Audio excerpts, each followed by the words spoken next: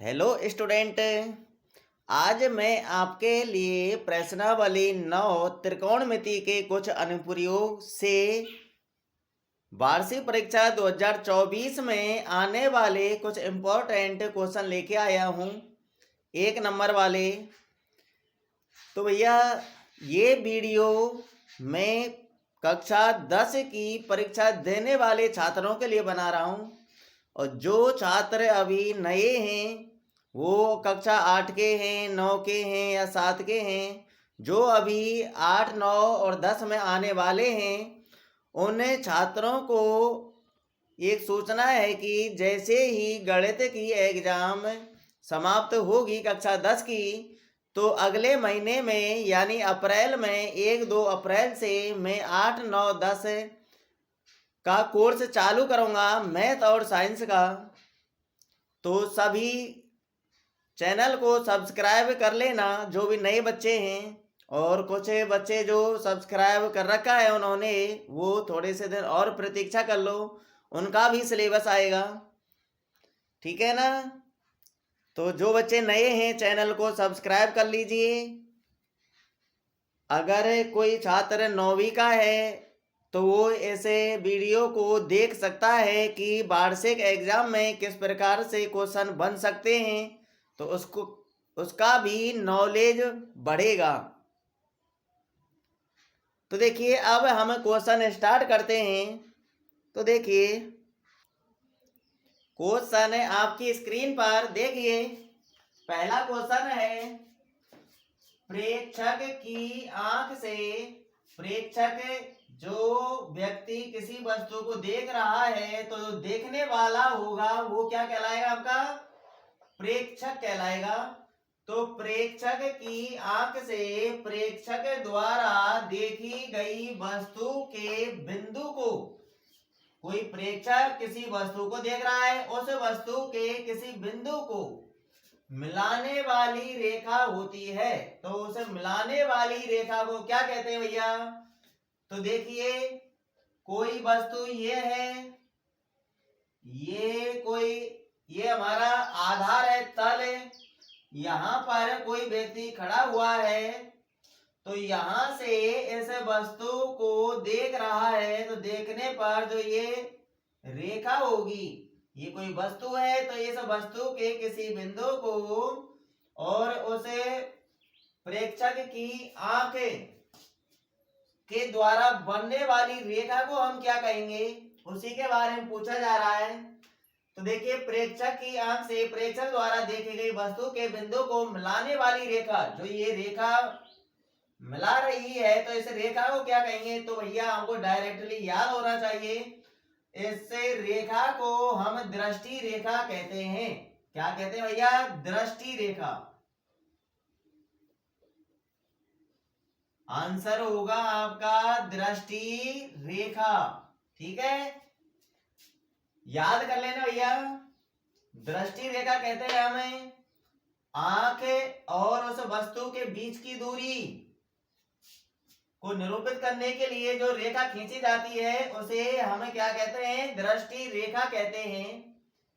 ऐसा क्वेश्चन आपसे खाली जगह में भी पूछ सकता है और वस्तुनिष्ठ में भी पूछ सकता है और डायरेक्टली भी पूछ सकता है। 1 नंबर का अति लघुतरात्मक में क्वेश्चन नंबर 2 देखिए, यदि कोई व्यक्ति क्षैतिज तल से ऊपर की ओर, जैसे ये आधार क्षैतिज तल है, तो यदि यहाँ पर कोई व्यक्ति है, तो यदि कोई व्यक्ति क्षैतिज तल से ऊपर की ओर स्थित वस्तु को देखता है, तो क्षैतिज तल से ऊपर ही है ये वस्तु, तो इस वस्तु को देखता है, तो उस वक्त क्षैतिज तल, ये क्षैतिज तल हुआ, और दृष्टि रेखा ये रही दृष्टि रेखा, तो भैया उस वक्त क्षैतिज तल और दृष्टि रेखा के मध्य बनने वाला कोण कहलाता है। तो भैया क्षैतिज तल ये रहा और ये आपकी दृष्टि रेखा है, तो इन दोनों के बीच में जो ये बनने वाला कोण है, इसी कोण के बारे में पूछा जा रहा है भैया कि इस कोण को हम क्या कहते हैं। यदि कोई वस्तु क्षैतिज तल के ऊपर स्थित है और उसको कोई व्यक्ति देख रहा है, तो भैया बनने वाला कोण आपका उन्नयन कोण होगा। क्या होगा, उन्नयन कोण होगा। याद कर लेना, उन्नयन कोण कहलाता है। तो यह उन्नयन कोण कब बनता है? जब वस्तु क्षैतिज तल से ऊपर हो और कोई व्यक्ति क्षैतिज तल से उस वस्तु को देख रहा हो, तो यह क्षैतिज तल और दृष्टि रेखा के मध्य बनने वाला कोण उन्नयन कोण कहलाता है। जो ये उन्नयन कोण होता है ये क्षैतिज तल से ऊपर होता है। कहाँ होता है? क्षैतिज तल से ऊपर। ये भी ध्यान रखना, याद कर लेना भैया। नेक्स्ट क्वेश्चन देखिए, क्वेश्चन नंबर 3 देखिए। यदि कोई व्यक्ति आंख के क्षैतिज तल से नीचे स्थित वस्तु को देखता है तो उस वक्त क्षैतिज तल व दृष्टि रेखा के मध्य बनने वाला कोण कहलाता है। तो देखिए भैया, ये आंख के क्षैतिज तल से नीचे है वस्तु। यदि आंख के क्षैतिज तल से नीचे कोई वस्तु है तो व्यक्ति कहाँ खड़ा है? कोई व्यक्ति ऊपर खड़ा है भैया। यहाँ मान लीजिए ये आपका नीचे का आधार हुआ। अगर कोई व्यक्ति ऊपर से नीचे की तरफ किसी वस्तु को देखता है तो हमारा अवनमन कोण बनता है भैया। अगर कोई व्यक्ति नीचे से किसी वस्तु को ऊपर की तरफ देखता है तो बनने वाला कोण क्या कहलाता है? उन्नयन कोण कहलाता है। तो भैया आंख की क्षैतिज तल ऊपर होगा। यहाँ आंख का क्षैतिज तल क्या कहाँ होगा? ऊपर। हमको कैसे पता चला?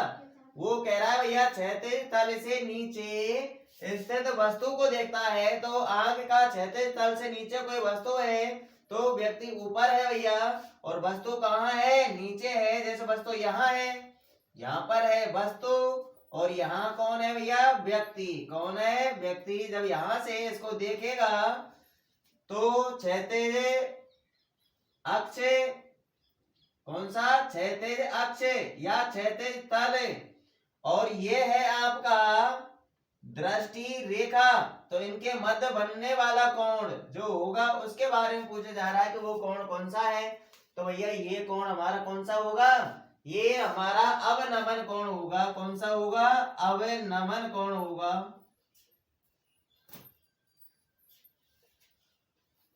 याद कर लेना भैया। तो क्षैतिज तल से नीचे कोण कौन सा बनता है भैया? अवनमन कोण बनता है। यदि क्षैतिज तल से कोई कोण ऊपर बन रहा है तो वो कोण कौन सा होगा आपका? वो आपका उन्नयन कोण होगा। और उन्नयन कोण को हम उन्नतास कोण भी कहते हैं, ये भी याद रखना। नेक्स्ट क्वेश्चन देखिए आपकी स्क्रीन पर। अब तक हमने जो 3 क्वेश्चन पढ़े थे वो क्या पढ़ा था हमने? वो हमने परिभाषा पढ़ी थी। क्या पढ़ी थी? परिभाषा। अब हम कैलकुलेशन वाले सवाल पढ़ते हैं। देखिए क्वेश्चन का टाइप देख लेना किस प्रकार का क्वेश्चन है। आपको बोर्ड की एग्जाम में इसी टाइप के क्वेश्चन मिलेंगे।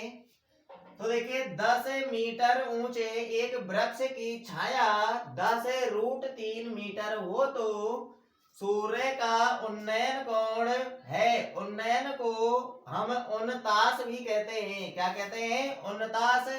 तो हमको निकालना है कि सूर्य का उन्नयन कोण क्या होगा उस वक्त जब 10 मीटर ऊंचे एक वृक्ष की छाया की लंबाई 10√3 मीटर है।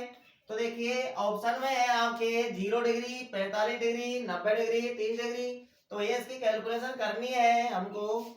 तो देखिए रफ कार्य में फटाफट एक समकोण त्रिभुज बनाना। तो ये हम मान लेंगे क्या? ये है आपका एक वृक्ष जिसकी ऊंचाई है कितनी? 10 मीटर, और ये वृक्ष की होगी छाया। तो इस छाया की लंबाई दे रखी है आपको 10√3 मीटर। तो हमसे सूर्य का उन्नयन कोण पूछ रहा है भैया। ये कोण पूछ रहा है हमसे, तो ये कोण मान लेते हैं हमें थीटा। तो यह लंब दे रखा है, आधार दे रखा है। तो लंब और आधार में किसमें संबंध होता है भैया? लाल बटे कक्का पर जाइए, वहां से देख करके बताइए। तो भैया आपको पता चलेगा कि भैया लंब और आधार में टेन और कॉट दोनों में संबंध होता है। तो हमको एक लगाना है तो टेन थीटा ही लगा लीजिए। तो ये टेन थीटा बराबर लंब बटे आधार होता है, मानों को जमाइए।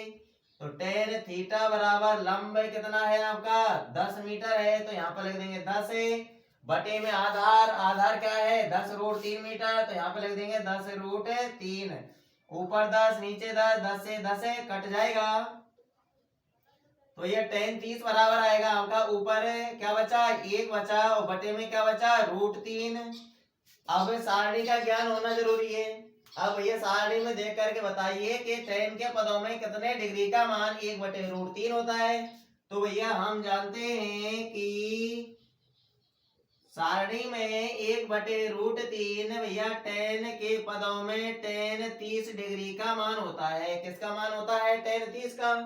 तो इधर टेन उधर टेन, टेन से टेन कैंसिल कर दो, तो इधर बचेगा थीटा, इधर बचेगा क्या 30 डिग्री। तो ये सूर्य का उन्नयन कोण कितना निकल के आया 30 डिग्री आया। ऑप्शन में देखिए किस ऑप्शन में है, ये हमारा डी ऑप्शन में है। किसमें है डी ऑप्शन में। तो ऐसा क्वेश्चन हमको ऐसे ही करना है, रफ कार्य में चित्र बनाना है, उसको ऐसे सॉल्व करना है। ये देख लेना है हमको कि क्या दे रखा है और क्या हमसे पूछ रहा है, तो उनके बीच संबंध कौन से त्रिकोणमितीय फलन के अंदर है। अब हम नेक्स्ट क्वेश्चनों की तरफ चलते हैं। नेक्स्ट क्वेश्चन आपकी स्क्रीन पर देखिए, 5वां क्वेश्चन, किसी मीनार की छाया उसकी ऊंचाई के बराबर है तो सूर्य का उन्नयन कौन होगा। भैया क्वेश्चन आपसे इसी प्रकार इसी भाषा में पूछेगा।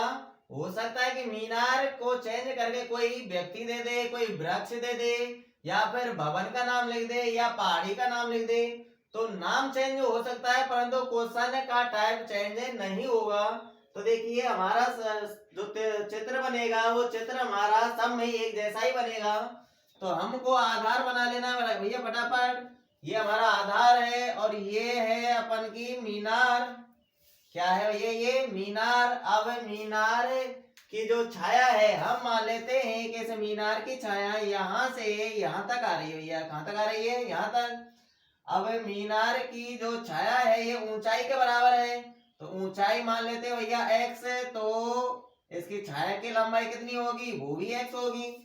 छाया की लंबाई और मीनार की ऊंचाई दोनों बराबर हैं, तो सूर्य का उन्नयन कोण पूछ रहा है तो इसको इससे मिला दीजिए। ठीक है ना। नामकरण करना चाहे तो आप कर सकते हैं, नहीं तो डायरेक्टली कर दीजिए क्योंकि ये एमएसएड में आएगा ऐसा क्वेश्चन। वस्तुनिष्ठ तो आपको इनमें से कोण बताना होगा, तो इसकी कैलकुलेशन करनी है भैया। तो हमको ये कोण निकालना है, इसको मान लेते हैं हम थीटा। तो ये लंब और आधार, लंब हमने x माना तो आधार क्या होगा x। तो लंब और आधार में कौन से त्रिकोणमितीय फलन में संबंध होता है। अभी लगाया हमने टेन थीटा, लगा दो टेन थीटा, टेन थीटा बराबर लंब बटे आधार। मानों को जमाइए भैया, टेन थीटा बराबर लंब, लंब कितना है x, आधार क्या है x, x में x का भाग दे दीजिए, एक बार जाएगा।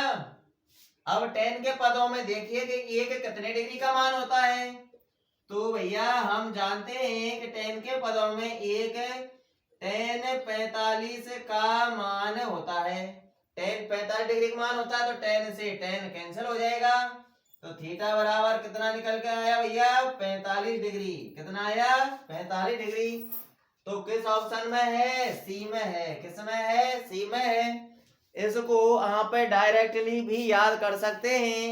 यदि किसी वस्तु की लंबाई उसकी छाया की लंबाई बराबर है तो सूर्य का उन्नयन कोण हर कंडीशन में 45 डिग्री ही होगा। ठीक है ना, याद भी कर सकते हैं आप डायरेक्टली। नेक्स्ट क्वेश्चन आपकी स्क्रीन पर देखिए, 6वां क्वेश्चन, यदि एक मीनार की ऊंचाई उसकी छाया की रूट 3 गुनी है तो सूर्य का उन्नयन कोण है। तो भैया फटाफट चित्र बना लो। ये मीनार है, हम मान लेते हैं कि मीनार की छाया यहां तक आ रही है, यहां से यहां तक।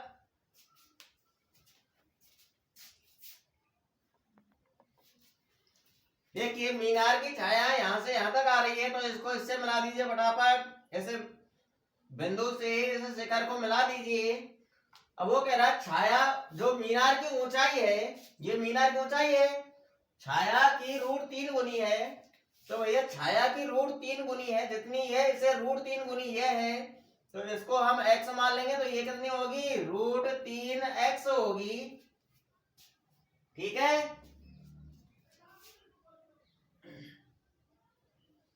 आपसे ये उन्नयन कोण पूछा जा रहा है, तो ये लंब और आधार में संबंध किसमें होता है? tan में अभी अभी लगाया है। तो देखिए tan थीटा बराबर लंब बटे आधार,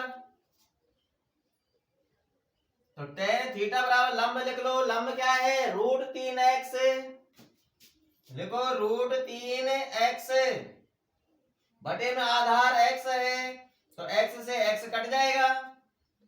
tan थीटा क्या बचेगा? बराबर में tan थीटा बराबर √3 बचेगा आपका। tan के पदों में कितने डिग्री का मान √3 होता है भैया?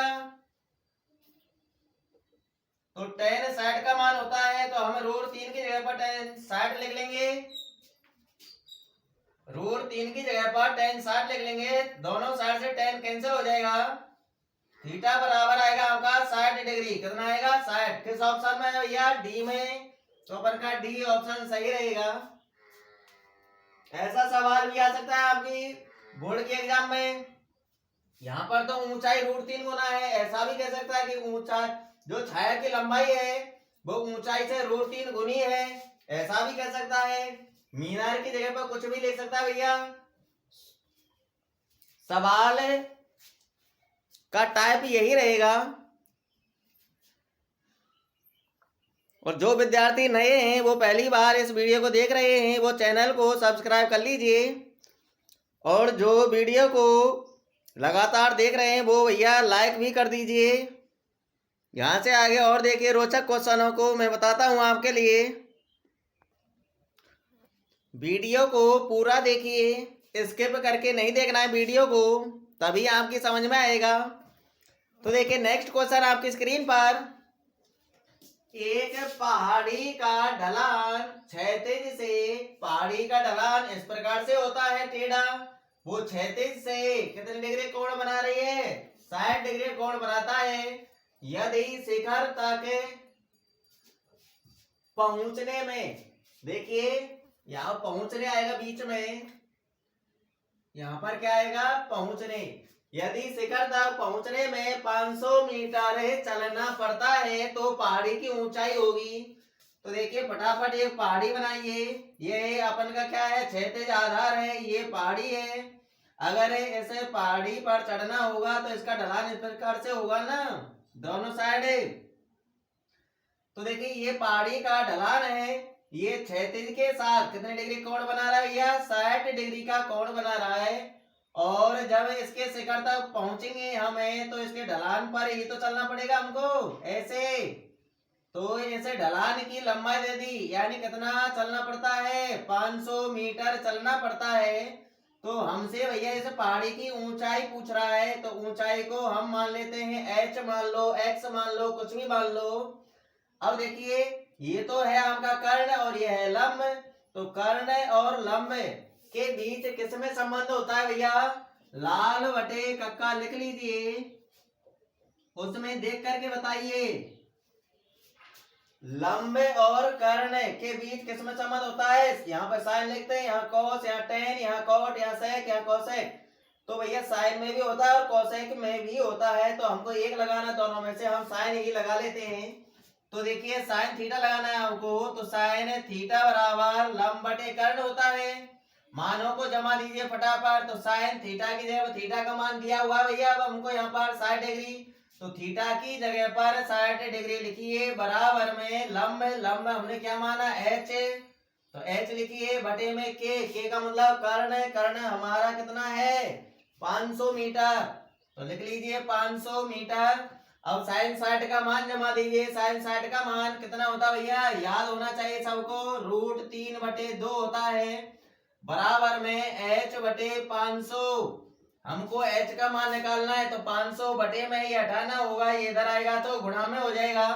तो कर दीजिए भैया गुणा में, √3/2 गुणा में 500 बराबर में क्या बचेगा भैया, h बचेगा। 2 से 500 कट रहा है भैया 250 बार, 250 गुणा √3 कीजिए तो ये आएगा आपका 250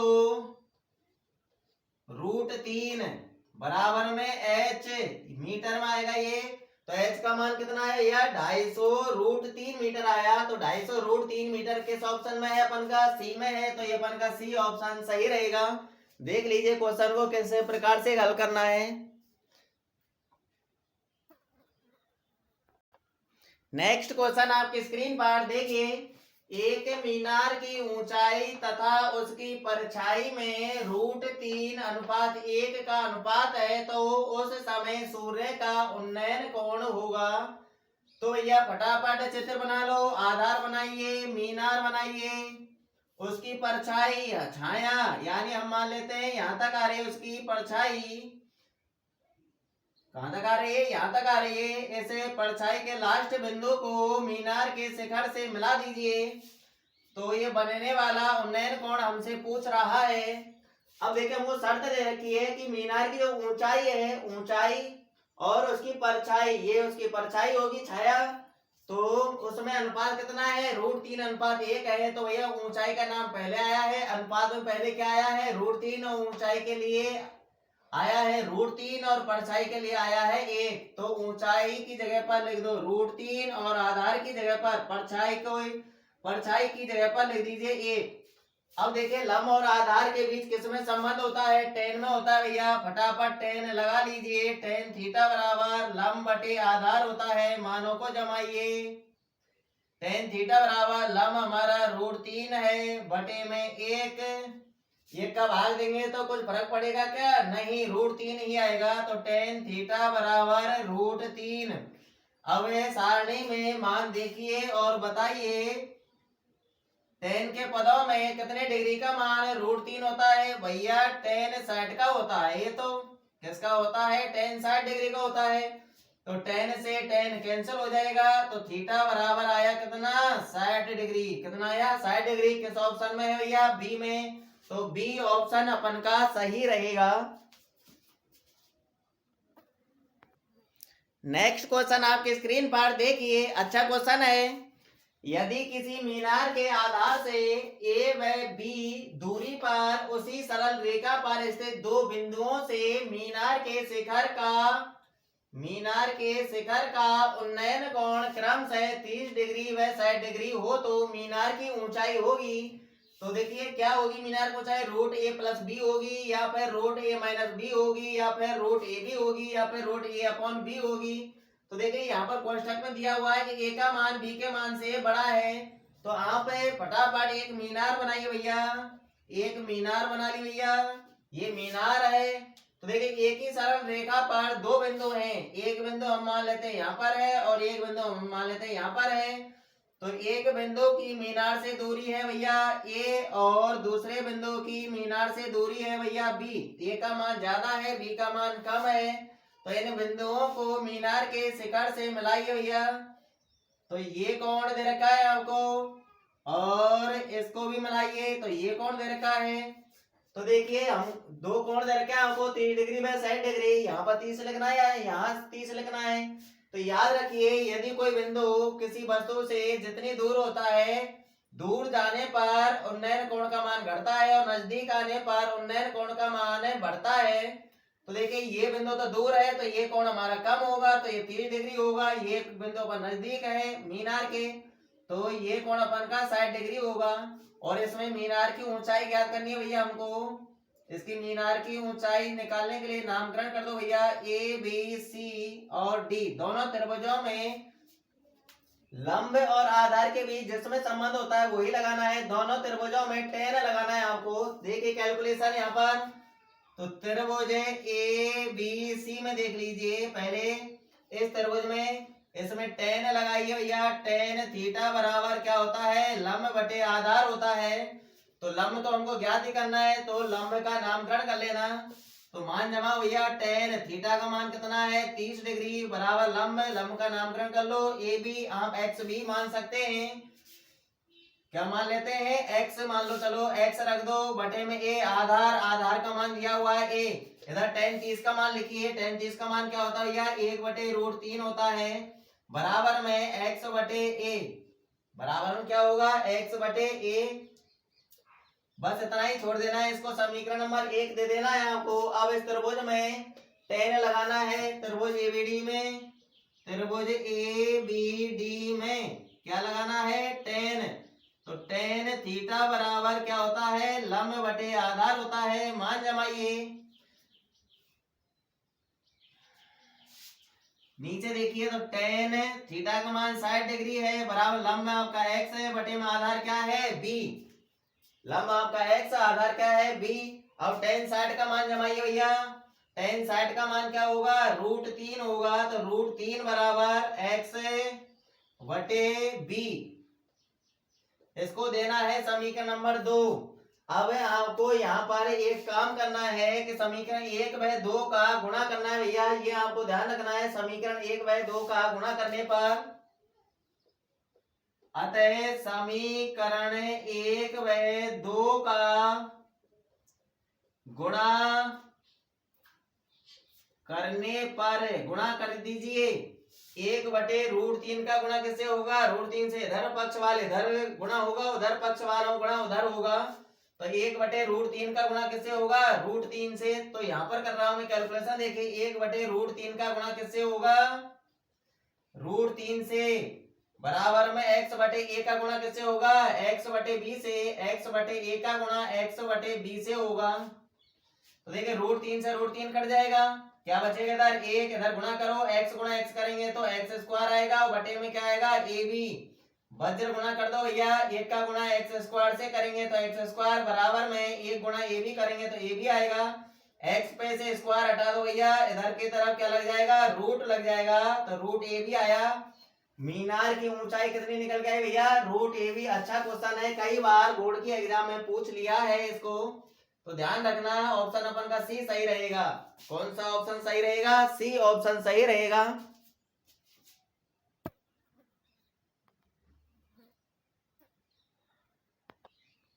नेक्स्ट क्वेश्चन आपकी स्क्रीन पर देखिए, 10वां क्वेश्चन। उन्नयन कोण तथा अवनमन कोण सदैव खाली जगह होते हैं। तो भैया उन्नयन कोण और अवनमन कोण हमारे सदैव बराबर भी होते हैं, और उन्नयन कोण और अवनमन कोण सदैव न्यून कोण भी होते हैं। दोनों में, यानी दोनों में से जो मैंने आंसर आपको बोले हैं, दोनों में से किसी एक को भरना होगा आपको। या तो भरिए बराबर, उन्नयन कोण तथा अवनमन कोण सदैव क्या होते हैं भैया, बराबर होते हैं, या फिर न्यून भी भर सकते हैं। कैसे होते हैं भैया, न्यून कोण होते हैं। कैसे कोण होते हैं, न्यून कोण। तो दोनों ही ऑप्शन सही रहेगा। यहाँ पर खाली जगह है, जो मैंने स्टार्टिंग में आपको 3 क्वेश्चन बताए थे, वहां से भी आपका खाली जगह बन सकता है। अगला क्वेश्चन देखिए, सूर्य के उन्नयन कोण में वृद्धि होने से किसी स्तंभ की परछाई की लंबाई में क्या परिवर्तन होगा। तो भैया इधर समझिए, ये है आपका स्तंभ। अगर इसकी छाया हम मान लेते हैं कि यहाँ तक आ रही है, तो उन्नयन कोण, अभी थोड़ी देर पहले मैंने आपको बताया था कि किसी स्तंभ से या मीनार से, भवन से, पहाड़ी से दूर जाने पर सूर्य का उन्नयन कोण कम होगा। अगर आप उसके पास आ रहे हैं तो उन्नयन कोण का मान बढ़ेगा। अब ये कह रहा है कि सूर्य के उन्नयन कोण में वृद्धि होने से, तो मान लीजिए यहाँ पर 30 डिग्री है, तो इधर जाना पड़ेगा। तब छाया की लंबाई कितनी है, यहाँ तक है। अगर इधर जाना पड़ेगा तो कोण का मान बढ़ेगा। तो मान लीजिए यहाँ पर हो गया 60 डिग्री, तो बताइए छाया की लंबाई कम हुई ज्यादा हुई। तो आपको पता चल गया होगा कि परछाई की लंबाई में क्या परिवर्तन होता है भैया, कमी होती है। छाया की लंबाई में क्या होती है, कमी। तो यहाँ पर आंसर लिख देंगे हमें, छाया की लंबाई में